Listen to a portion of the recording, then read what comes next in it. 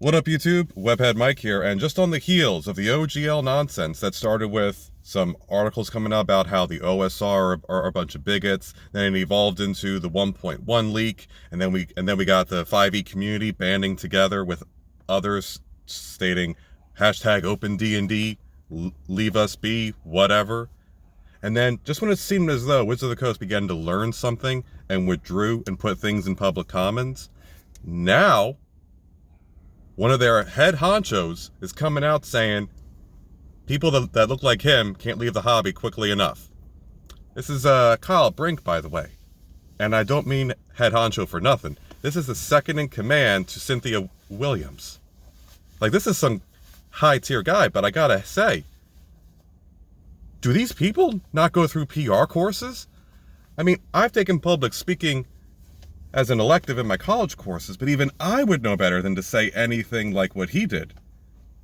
Bruh, your hobby, specifically Dungeons and Dragons, is having its market share be eaten and eaten and eaten up by Pathfinder and all the others that have begun to realize, well, hey, you mean we don't have to just play 5e D&D?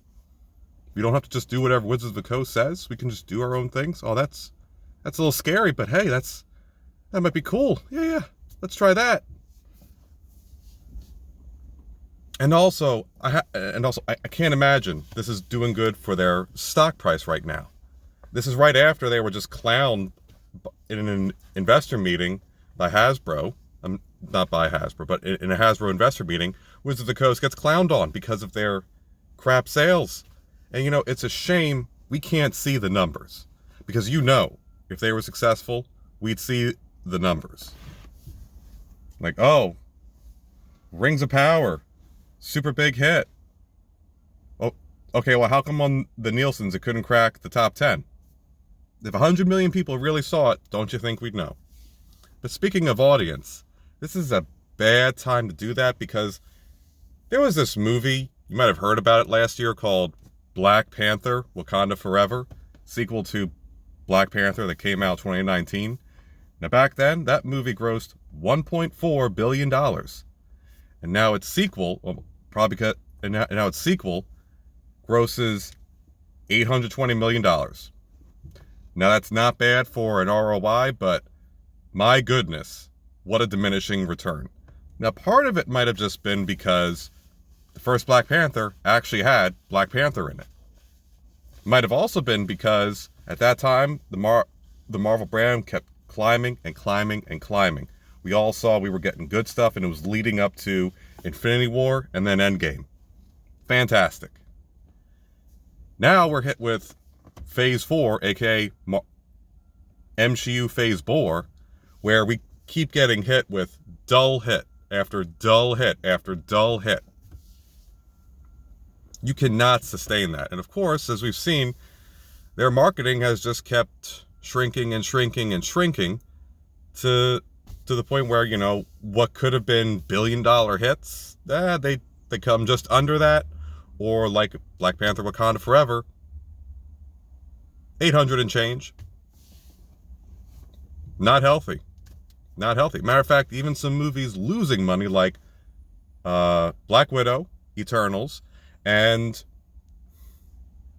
I'm hesitant to say Shang-Chi because that movie might have just turned a profit, but a martial art movie, man, that would have been a hit.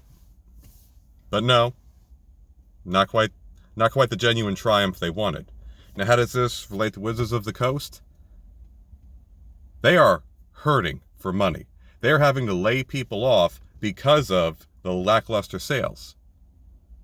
You do not need to artificially shrink your market share with this language. And if you do, you're going to get what's been happening with Disney right now, where Bob Chapek was just ousted in the middle of the night and then replaced with another Bob who, I mean, I'm not convinced he ever actually left. I think like he just had Bob Chapek come in as a fall guy, but that's besides the point. A healthy company wouldn't do that. A healthy company also wouldn't be losing $2.4 billion or million on their streaming service, which might be what's in the future for Hasbro right now. So I'll agree.